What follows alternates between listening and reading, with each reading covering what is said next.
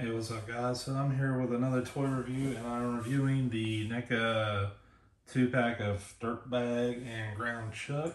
And I'm going to bring the box over real quick. So this packaging is pretty much what we've been used to. Got the nice pictures in the corner, Dirtbag, Groundchuck, same size box, and then you get like a picture of the figure on the back. So you see him holding the drill. On the back, you get pictures of some of the new stuff that's come out: Chrome Dome, Lead Nut, Screw Loose, Mono Gecko, and Kerma. That's that guy's name. Just realized that. Then you get like a picture of them both here. And then obviously here you get another picture of Groundchuck looking pretty awesome. And then the top there. Man, I was impressed with these. Like, I was just like, this is, as far as detail, color, and everything like that, this is up there. Not quite as good, but like Ahsoka's Rays are. Like, those two are my favorite, probably some of my two favorite turtle figures of all. But yeah, so I do have some of their accessories out. Well, besides what you see here, this is just stuff I haven't taken out of the package yet. Get another gun here for, I guess it's Dirtbag, and then there's like a remote here for Groundchuck. Obviously, I haven't took them out, and I guess they could be used for either one. Alternate hands, kind of the typical stuff. You get 3 sets of hands. They come out of the package with the fisted hands. I've just removed those to do the close or holding hands, and then you have the open hands here. So you get 3 sets of hands, fists, open, and then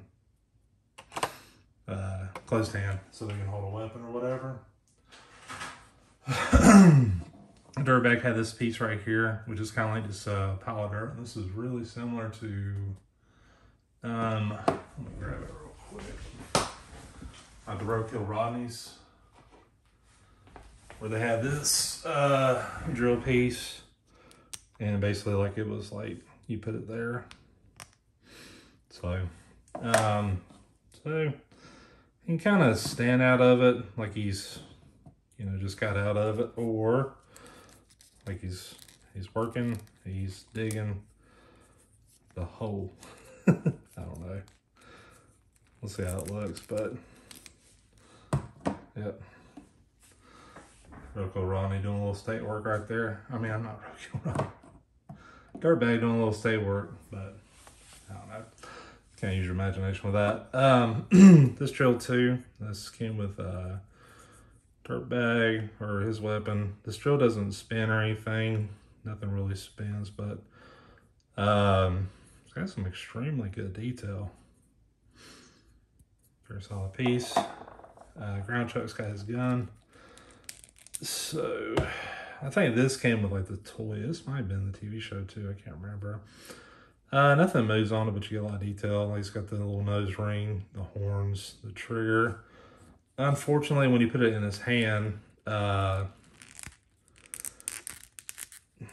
doesn't exactly slide over the trigger. I know you can probably maybe squeeze the trigger on his finger. I'm not sure. I'm not going to attempt it because it looks like these fingers are kind of glued together some, but I don't know. All right, so I'll go over Groundchuck first. So he's got like the robotic leg, his right leg. Pretty typical stuff. It's got like a double jointed knee. Knee pad's like a different piece, kind of rubbery. Like that. His hip, like I noticed his hips are kind of, they feel kind of loose, but he stands fine. He's got like these hooves, so his hooves kind of, you know, if you're like me and you hate your figures falling over, having a figure with something easy to stand is very much appreciated. Same thing with this leg here, double jointed like knee. It kind of just swivels, his ankle swivels. It's supposed to, oh, there it goes. It's back and forth. One thing always gets me with these, and Mono Gecko was real bad. If you watch her video, you can see like the paint chipping. It's a big concern. I actually just got these out of the package just a little bit ago, so I've not really worked in the joints and stuff. So if you're used to NECA, you know, you gotta work in some of those joints, so it's like the paint dried around them or something, I'm not sure. Everything's like a soft piece. Well, it's bell part. Nice detail there with the blue, matches his shirt.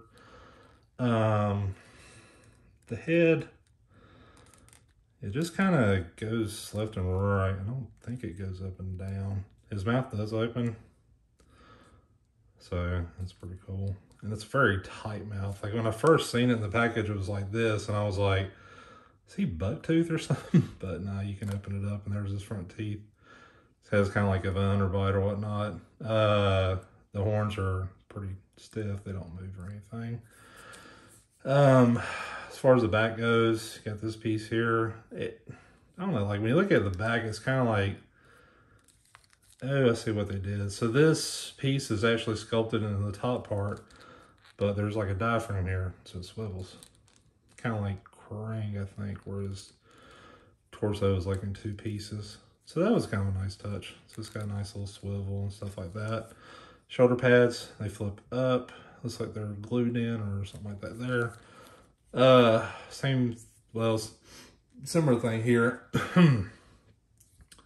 It's like soft, but it doesn't really move, so I don't really want to chance that. And then it's got the foot tattoo there, which is pretty cool. Or brand, I wish you would say. Which that's pretty neat. Like it actually, his skin has like this kind of like fur texture. It's not hairy or anything like that, but it's like got a texture to it like fur. And this actually dips in, so it's like a brand. So that's a very nice touch.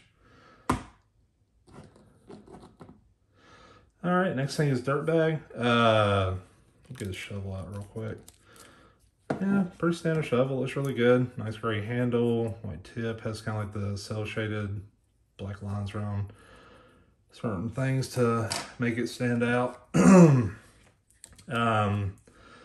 Yeah, it has like one boot and one not boot. Same thing with the ankles. Well, that's pretty good. Double jointed knees and elbows. Tail is just one piece, and it just kind of rotates here, but it doesn't have a whole lot of movement.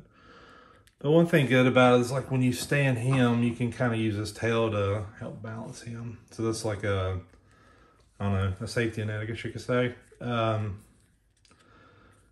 don't know if he's like got a belly or something like that, but it's like, you know, kind of hangs over his belt or whatever.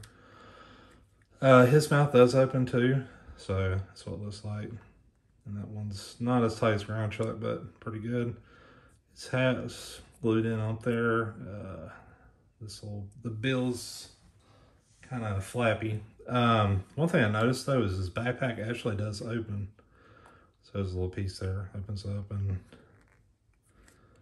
I don't know, you'd be hard pressed to put any of his stuff in there. Maybe like one of the guns or like that little walkie-talkie thing, but and it just pops back in.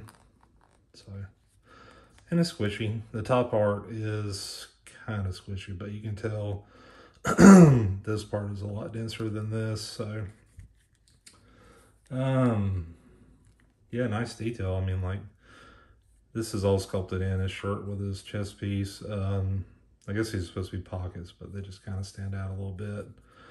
Ridges there. And he's got like a little bow tie there, so